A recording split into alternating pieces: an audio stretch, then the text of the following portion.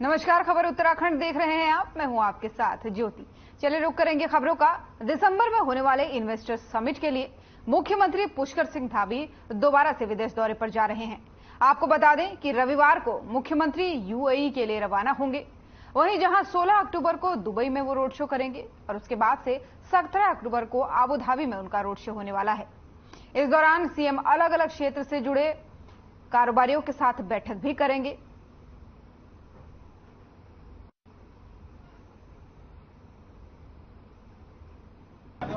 देखिए, धीरे धीरे अब सभी क्षेत्रों में, चाहे वो टूरिज्म का क्षेत्र हो या साइंस एंड टेक्नोलॉजी का क्षेत्र हो, हर क्षेत्र में लोग उत्तराखंड के लिए आ रहे हैं, आकर्षित हो रहे हैं। और हमारा भी प्रयास है कि सभी संस्थान जो अलग अलग क्षेत्रों में हैं, अलग अलग निवेश अलग अलग क्षेत्रों में करते हैं, उद्योग समूह चलाते हैं, वो सभी उत्तराखंड आए। और हमारी सरकार ने पहले से भी उन्हीं सब लोगों की सुविधा के अनुसार नियमों में शिथिलता भी करी है, उदार भी किया है, नियमों को बदला भी है। और लगातार हम उनसे कम्युनिकेशन भी कर रहे हैं। और हमारा यह भी प्राथमिकता है कि उन सभी को कहीं ना कहीं सरकार प्रोत्साहित करे और राज्य के अंदर जो भी सुविधाएं हम दे सकते हैं हम उनको देंगे। आज भी जो यहाँ पर नया इन्वेस्टमेंट आया, नया इन्होंने उद्घाटन किया, ये हमारे लिए बड़ा अच्छा है कि इनका एनसीआर में इसी प्रकार का ऑफिस है। ये ऑफिस यहाँ भी खुला है। निश्चित रूप से एक नई शुरुआत हो रही है जो हमारे राज्य के लिए एक अच्छा है और इसके लिए शुभ संकेत है, सकारात्मक।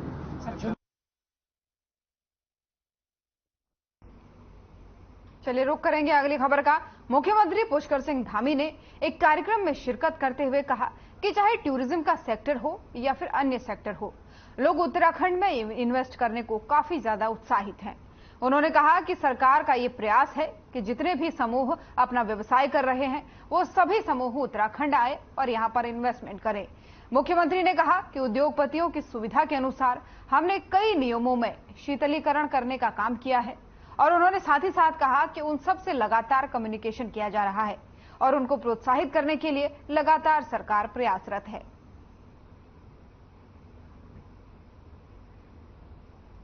देहरादून से आपको खबर बता रहे हैं, जहां ग्लोबल इन्वेस्टर समिट को लेकर के मुख्यमंत्री पुष्कर सिंह धामी ने कहा कि देश विदेशों से लोग उत्तराखंड में इन्वेस्ट करने के लिए काफी ज्यादा उत्साहित दिखते हैं।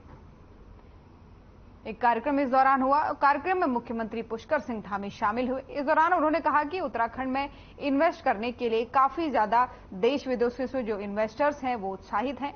उनसे बातचीत उनकी हुई, जिसमें उन्होंने बताया कि देश विदेशों से कई सारे इन्वेस्टर्स ऐसे हैं जो उत्तराखंड में इन्वेस्ट करना चाहते हैं।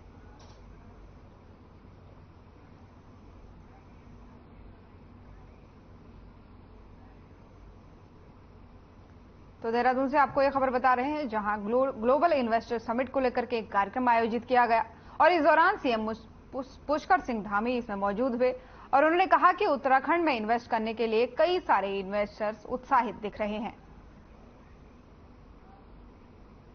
और विकासनगर से इस वक्त की बड़ी खबर सामने आ रही है, जहां खाई में गिरा बोलेरो पिकअप। हादसे में 3 लोगों की मौत हो गई है। वहीं अनियंत्रित होकर गहरी खाई में गिरा ये पिकअप। एसडीआरएफ और रेस्क्यू टीम शवों को निकाला, 3 शवों को निकाला। वहीं हिमाचल प्रदेश से विकासनगर आ रहा था ये बोलेरो। तो विकासनगर से इस वक्त की बड़ी और अहम जानकारी आपको बता रहे हैं, जहां हादसे में 3 लोगों की मौत हुई है। अनियंत्रित होकर गहरी खाई में एक पिकअप बोलेरो गिरी है और फिलहाल एसडीआरएफ और रेस्क्यू टीम ने 3 शवों को निकाला है, जिसके बाद से विकासनगर से खबर आ रही है। बहुत ही अहम जानकारी आपको बता रहे हैं, जहां पे अनियंत्रित होकर एक बोलेरो पिकअप गहरी खाई में जा गिरी, जिसमें 3 लोगों की मौत हो गई। एसडीआरएफ और रेस्क्यू टीम ने तीनों शवों को बाहर निकाल लिया है। आपको बता दें कि विकासनगर आ रही थी ये बोलेरो पिकअप, जिस दौरान रास्ते में ही इसमें हादसा हो गया और 3 लोगों की इस दौरान मौत हो गई। अनियंत्रित होना वजह बताया जा रहा है घटना की। तस्वीरें आपको दिखा रहे हैं, जहां पे अनियंत्रित होकर विकासनगर के पास गहरी खाई में ये बोलेरो पिकअप गिर गई और जिसके बाद से मौके पर ही 3 लोगों ने दम तोड़ दिया। हालांकि जब लोगों को इस घटना की जानकारी हुई तो लोगों ने रेस्क्यू टीम को कॉल किया, पुलिस को कॉल किया, जिसके बाद से एसडीआरएफ और रेस्क्यू टीम ने 3 शवों को घटनास्थल से निकाला है।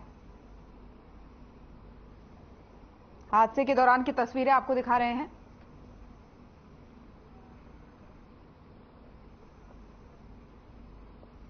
खबरों में आगे बढ़ेंगे। जीरो टॉलरेंस का एक दावा करने वाली भाजपा सरकार ने उत्तराखंड के उधम सिंह नगर में कोरोना काल में गरीबों को बांटने वाले राशन में बड़ा घोटाला सामने आया है। मामले का खुलासा आरटीआई ने किया है, जिसके बाद से घोटाले की जांच में 12 सस्ता गल्ला राशन विक्रेताओं के साथ साथ तत्कालीन जिला खाद्य पूर्ति अधिकारी और क्षेत्रीय पूर्ति निरीक्षक पर मिली भगत कर राशन वितरण में गड़बड़ी करने का आरोप लगा है। पूरे मामले की जांच तत्कालीन एसडीएम और उपायुक्त खाद्य विभाग द्वारा की गई, जहां पाया गया कि उधम सिंह नगर के किच्छा क्षेत्र के अंतर्गत 12 सस्ता गल्ला दुकानदार द्वारा विभागीय अधिकारियों के साथ साथ मिलीभगत करके करीब 1 करोड़ 9 लाख रुपए के गरीबों को दिए जाने वाले राशन का घोटाला किया गया है।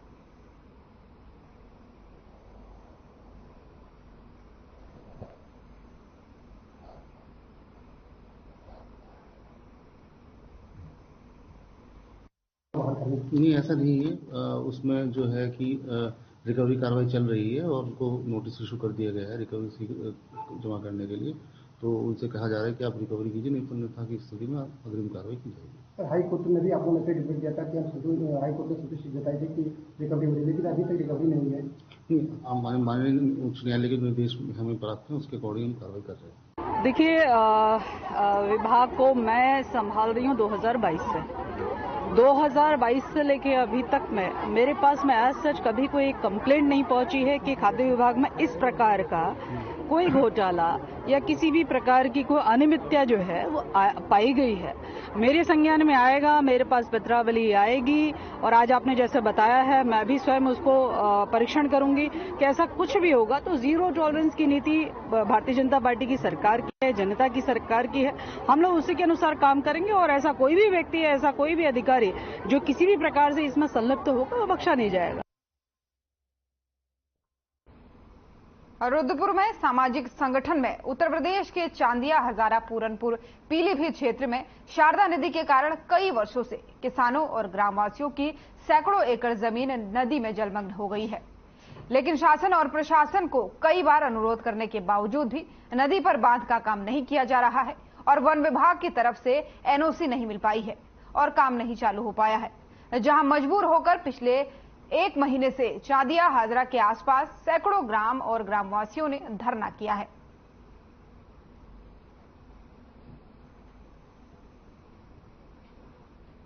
और 1976 में और इनको जमीन जो है राजस्व विभाग में ट्रांसफर किए बिना वन विभाग की जमीन पर प्रमोशन किया गया था और ये मान के किया गया था इसको राजस्व विभाग में ट्रांसफर कर दिया जाएगा। आज ये करीब 47 साल बाद भी वो जमीनें ट्रांसफर नहीं हुई है और शारदा नदी कट के 4 किलोमीटर जो है वो गांव की ओर आ गई है, जिसमें कि जमीनें नष्ट हो गया है। शारदा नदी की कटान से जो है 200-250 एकड़ जमीन, सारे समाज की जमीन जो है आज जो है कटान के माध्यम से विलुप्त हो गई है। और भविष्य में अगर जो चंदिया हजारा की जो हमारे साथ देख रहे हैं, जो युवा भाई भी आए हैं, जो चंदिया हजारा चल के आए हैं, हम लोग आज डीएम कार्यालय में आए थे कि हम प्रधानमंत्री ज्ञापन, डीएम के माध्यम से प्रधानमंत्री ज्ञापन देने, जो हमारी एक मांग है कि हमारा जो वहाँ पर जो चंदिया हजारा लोगों की मांग है कि जो हमारा प्रत्येक वर्ष जो कटान हो रहा है, जो शारदा नदी के किनारे पर चैनलाइजेशन और जिन लोगों की जमीन चलेगी उनको पुनर्वास और उसको जो है तटबंध को मजबूत करना। जिससे चंदिया हजारा का मामला है, वहाँ पर ग्रामवासी पिछले 1 माह से धरने में बैठे हुए हैं और बहुत दुख की बात है कि वहाँ का योगी जो सरकार है, जिसको कहते हैं सुशासन के लिए जाना जाता है, वहाँ परिवारों की सूद लेने के लिए तैयार नहीं है। वहाँ के गरीब जनता के जमीनों को काट दिया जा रहा है, किसानों की जमीन काट दी हुई शारदा नदी, और उनकी सिंपल सी एक छोटी सी मांग है उसको चैनलाइजेशन किया जाए, कि वहाँ पर बांध बनाया जाए जिससे कि उनकी जमीन की कटान रुके। कई परिवार आज कहीं ना कहीं भुखमरी के कगार में आ चुका, कई लोगों का बेरोजगार हो चुके हैं। इससे बड़ी दुख की बात है। और चंदिया हजारा क्षेत्र में नहीं, पूरे पीलीभीत क्षेत्र के अंदर जो एक विस्थापित बंगाली समुदाय के लोग हैं, उनको भी कहीं ना कहीं सरकार और प्रशासन पहले से पिछले आजादी के बाद से ठगने की कोशिश कर रहा है। और अभी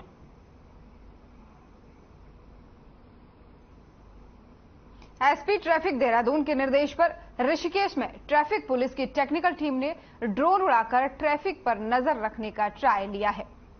साथ ही आपको बता दें कि ड्रोन ने उड़ान भरकर ऋषिकेश मुनि की रेती में और लक्ष्मण झूला क्षेत्र के आसपास पार्किंग और नो पार्किंग एरिया स्थलों पर फोटो वीडियो रिकॉर्ड की है। ड्रोन के माध्यम से नजर रखने और ऑनलाइन चालान काटने की प्रक्रिया से पहले पुलिस ने लोगों को जागरूक करने के लिए मीडिया की मदद मांगी है। वहीं ऋषिकेश में तैनात ट्रैफिक इंचार्ज अनवर खान ने बताया है कि एसपी ट्रैफिक के निर्देश पर 18 अक्टूबर से ऋषिकेश में ड्रोन उड़ाकर नो पार्किंग में खड़े वाहनों पर नजर रख उसमें चालान काटने की कार्रवाई शुरू हो जाएगी। सबसे पहले चंद्रभागा पुल से लेकर के जयराम चौक तक ड्रोन उड़ाकर पहली कार्रवाई को अंजाम दिया जाएगा। वहीं ऋषिकेश के ट्रैफिक जाम पर भी ड्रोन से नजर रखी जाएगी।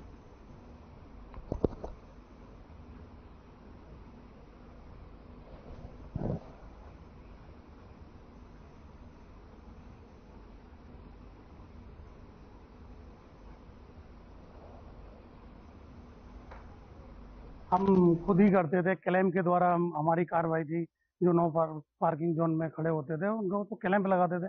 अब हमारी जो तीसरी आंख से एक है ड्रोन के द्वारा, जो हमारे देहरादून में भी अप्लाई है, लगभग 1.5 साल से वहां पे स्टार्टिंग है। वो प्रक्रिया हमारी मंडे से यहाँ से स्टार्ट हो रही है। मंडे से हमारी ड्रोन के द्वारा नो पार्किंग के चालान हमारे इनके काटे जाएंगे, जो नो पार्किंग जोन में वाहन खड़े होंगे।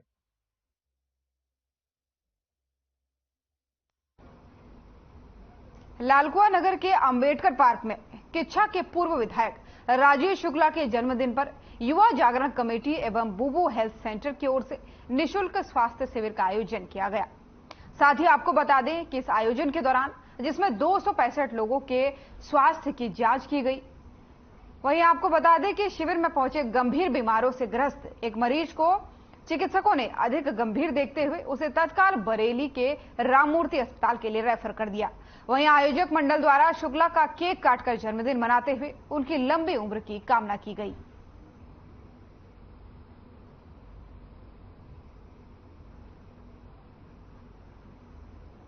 जब हम लोगों के लिए काम करते हैं, समाज के लिए काम करते हैं, तो कहीं ना कहीं उनसे हिमायत करते हैं।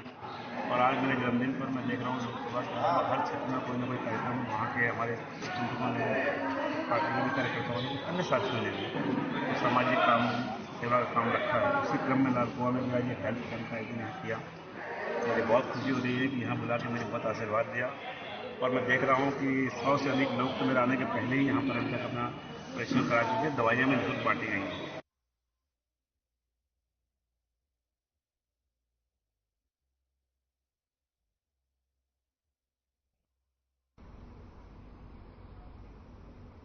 रुद्रपुर मनोज सरकार स्टेडियम में अग्रसेन जयंती के उपलक्ष्य में अग्रवाल सभा ने मैराथन दौड़ का इस दौरान आयोजन किया, जिसमें अग्रवाल समाज के सभी लोगों ने दौड़ में हिस्सा लिया और लगभग 125 लोग दौड़ में मौजूद रहे।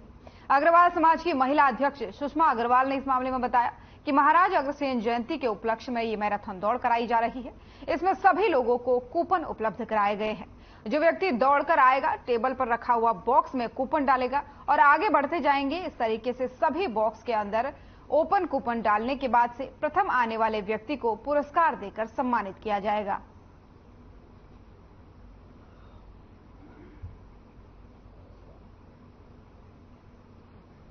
रुद्रपुर से आपको खबर बता रहे हैं, जहां मैराथन दौड़ का आयोजन किया गया। इस दौरान काफी संख्या में लोग मौजूद रहे। लोगों ने बढ़ चढ़कर इसमें हिस्सा लिया। धूमधाम से यह अग्रसेन जयंती मनाई गई और अब अग्रसेन जयंती के मौके पर एक मैराथन दौड़ का आयोजन भी किया गया, जिसमें लगभग 125 लोगों ने हिस्सा लिया। इसमें आसपास के क्षेत्र के कई लोग मौजूद थे और कई सारे लोगों ने इसमें बढ़ चढ़कर हिस्सा लिया। तस्वीरें आपको दिखा रहे हैं, जहां एक जैसी ड्रेस में आपको लोग नजर आ रहे हैं। इन सभी के बीच में मैराथन दौड़ कराई गई और जो प्रथम स्थान पर आया उसे सम्मानित किया गया।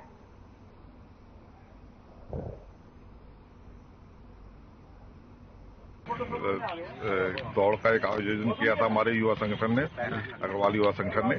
और हमारा यही मैसेज है कि सबको साथ लेके चलें और एक पर्यावरण वगैरह के लिए के लिए हम एक मैसेज दें लोगों को पर्यावरण को सुधार के लिए। महाराज अग्रसेन जयंती के उपलक्ष्य में आज ये मैराथन दौड़ अग्रवाल सभा, अग्रवाल महिला समिति, अग्रवाल युवा संगठन द्वारा आयोजित की गई है। प्रत्येक वर्ष अग्रवाल समाज मैराथन दौड़ या अलग अलग तरह के कार्यक्रम बड़े धूमधाम से मनाते हैं। तो आज अग्रसेन जयंती की पूर्व संध्या पर अग्रवाल समाज ने आज मैराथन दौड़ रखी गई है और शाम को रंगारंग कार्यक्रम स्थानीय होटल सोनिया में रखा गया है।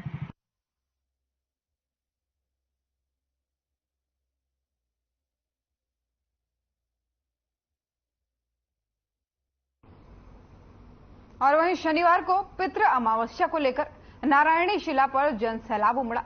माना जाता है कि पितृपक्षी की अमावस्या के दिन 16 दिनों से घरों में विराजमान पितरों का तर्पण का दिन होता है और इस दिन पितरों की विदाई की जाती है। साथ ही ये भी माना जाता है कि नारायणी शिला पर तर्पण और पिंडदान करने से पितरों को मोक्ष मिलता है, साथ ही पितृदोष भी इससे मुक्ति मिलती है। वहीं बड़ी संख्या में लोगों ने गंगा स्नान के बाद से अपने पितरों का तर्पण किया।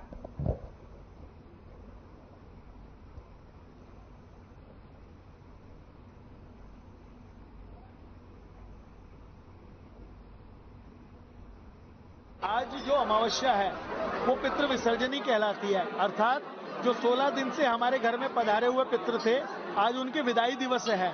तो आज जिन लोगों का किसी भी त्रुटिवश, ज्ञान अज्ञानवश या देशकाल परिस्थितिवश श्राद्ध छूट गया हो, आज के दिन उन लोगों के लिए तर्पण और श्राद्ध करके वो श्राद्ध की पूर्णता भी कर सकते हैं। साथ ही विशेष तौर पे जिन लोगों को पूरे श्राद्ध में अवसर ही ना मिला हो श्राद्ध करने का, तो भी आज सारे पितरों के निमित्त श्राद्ध तर्पण आदि करके पितरों को विदा कर सकते हैं।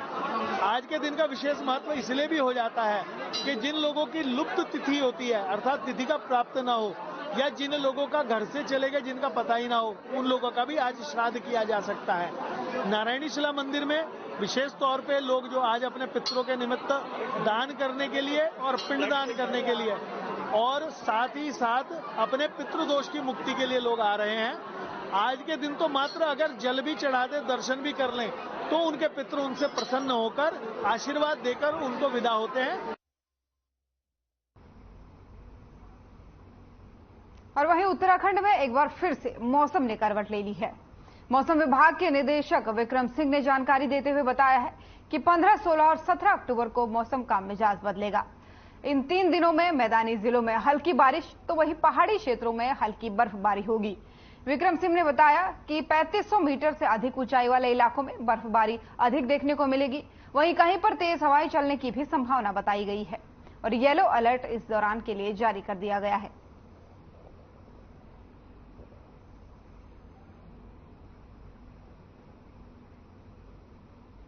नमस्कार, मैं विक्रम सिंह, निदेशक मौसम केंद्र देहरादून से। उत्तराखंड के लिए मौसम की बात करें, आज 14 तारीख अक्टूबर की है, तो आज तो मौसम साफ रहने वाला है प्रदेश में।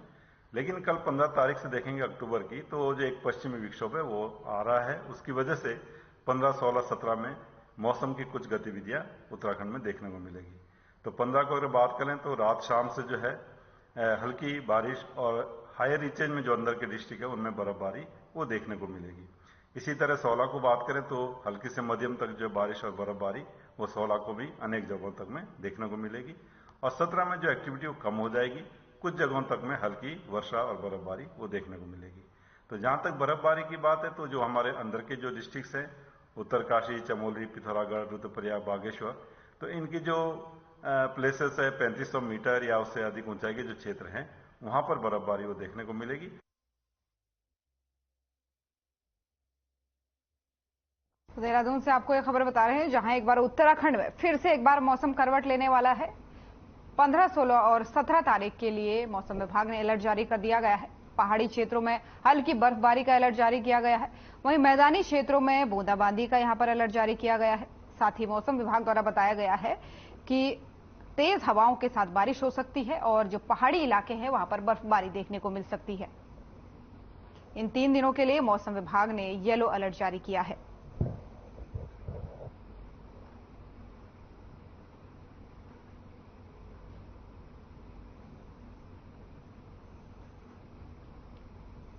तो उत्तराखंड में मौसम ने एक बार फिर से करवट ले ली है। यहां 3 दिन का 15, 16, 17 तारीख के लिए येलो अलर्ट मौसम विभाग ने जारी कर दिया है।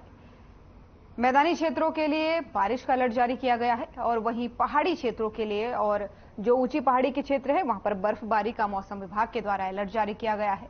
कहा है कि तेज हवाओं के साथ बारिश होने की संभावना है और इसीलिए 15, 16, 17 अक्टूबर 3 दिन लगातार मौसम विभाग ने बारिश और बर्फबारी का अलर्ट जारी किया है।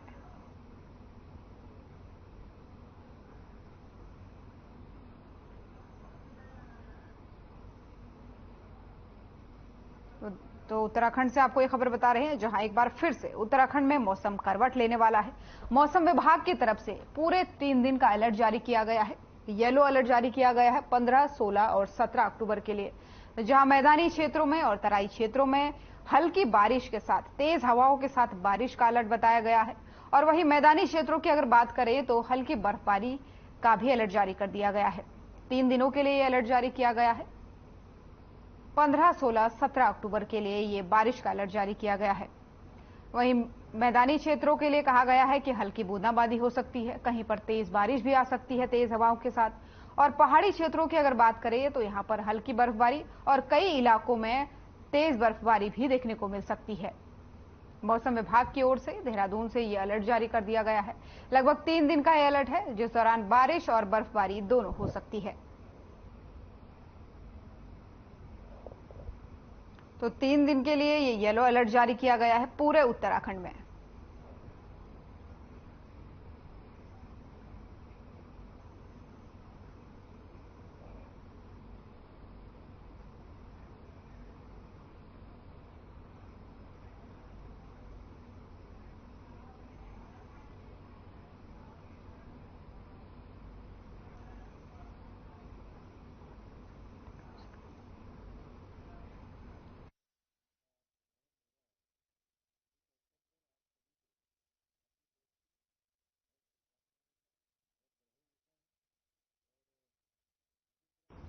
और सीधा लिए चलेंगे आपको देहरादून, जहां एक्सावेयर टेक्नोलॉजी कार्यक्रम में सीएम धामी ने शिरकत की है और क्या कुछ उन्होंने कहा है, आइए आपको सुनाते हैं।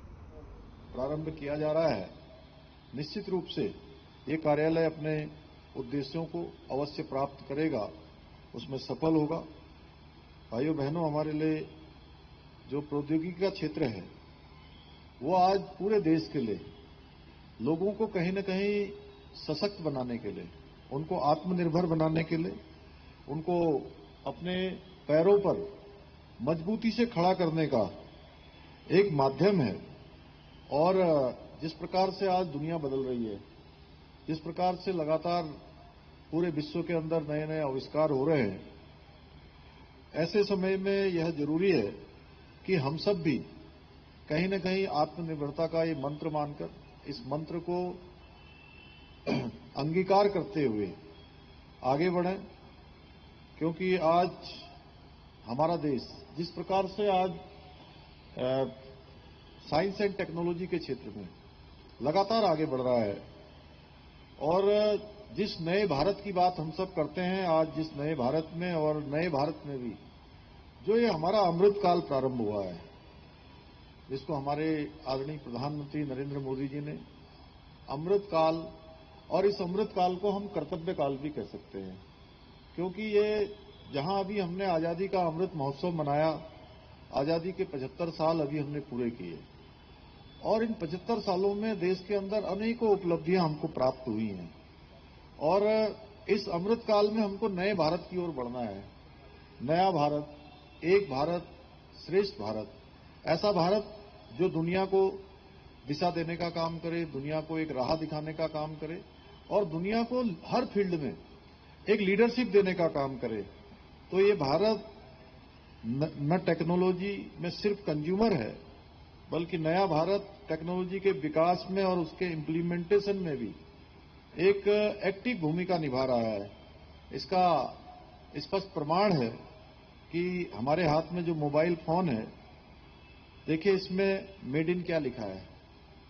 अगर हम देखेंगे तो हमको दिखेगा अधिकतर मोबाइलों पर क्या लिखा होता है अब जो है, जो नया आ रहा है उसमें मेड इन इंडिया भी लिखा हुआ। तो धीरे धीरे हम लोग जो है इस ओर बढ़ रहे हैं, और जो भविष्य की वायरलेस टेक्नोलॉजी को डिजाइन करने में और उससे जुड़ी मैन्युफैक्चरिंग में हमारे देश की बहुत बड़ी भूमिका होने वाली है। आज 2G, 3G, 4G के समय में भारत टेक्नोलॉजी। और खबर उत्तराखंड में फिलहाल इतना ही। नमस्कार।